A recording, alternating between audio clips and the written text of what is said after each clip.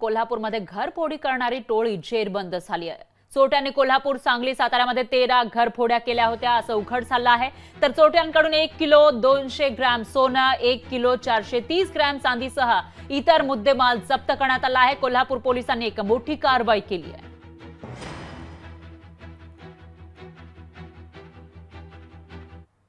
कोल्हापूर जिल्ह्यातील 12 घरफोडीचे गुन्हे, Islampur police station हद्दीतील एक घरफोडीचा गुन्हा आणि सातारा जिल्ह्यातील एक मोटरसायकल चोरीचा गुन्हा असे 14 गुन्हे उघडकीस आलेले आहेत।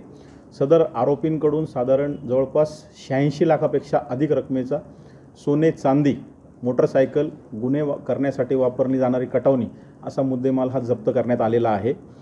या आरोपींची मोडस कटावणीच्या सहाय्याने सीमावर्ती भागातील दिवसा जे घर बंद आहेत त्यांना लक्ष्य करून कटावणीच्या सहाय्याने दरवाजा तोडून आत प्रवेश करणे व चोरी करणे अशी यांची गुन्हा करण्याची पद्धत आहे। या संपूर्ण 12 गुन्ह्यांचा आता सखोल तपास हे संबंधित पोलीस स्टेशन आणि स्थानिक गुन्हे शाखा करते। लोकशाही मराठी ऐका, पहा, जागरूक रहा।